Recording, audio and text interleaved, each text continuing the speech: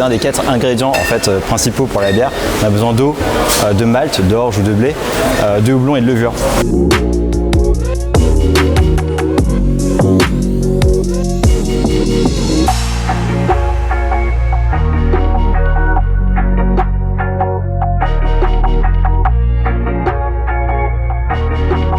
Comme c'est pas une plante endémique à La Réunion, Thibaut il s'est chargé de demander un certificat phytosanitaire pour prouver en fait que le houblon c'était pas une plante invasive et qu'elle n'allait pas en fait mettre en péril toute la Réunion.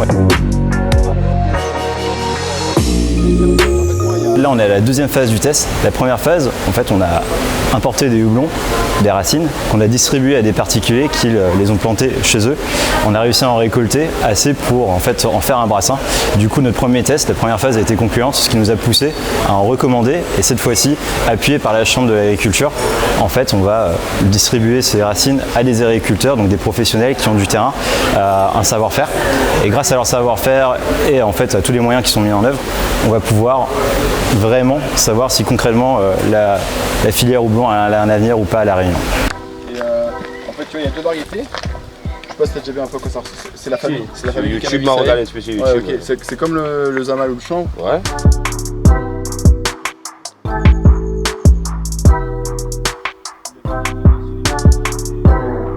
Ben en fait, étant un petit planteur, on n'a pas beaucoup de surface et avec la culture de la canne qui devient de plus en plus compliquée avec l'enlèvement de beaucoup de produits d'herbicides, l'augmentation du prix de l'engrais et puis le prix de la canne qui bouge pas, ça devient vraiment difficile.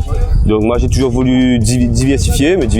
J'ai envie d'essayer et voir comment ça se passe et est-ce que ça va marcher. Et puis étant amateur de bière, donc voilà, ce serait une fierté de produire du houblon pays à La Réunion et de pouvoir consommer une bière pays. Ça éviterait aussi d'aller acheter du houblon à l'extérieur et de produire local quoi, toujours local, de rester local et puis voilà quoi, nous les créoles, nous les locales.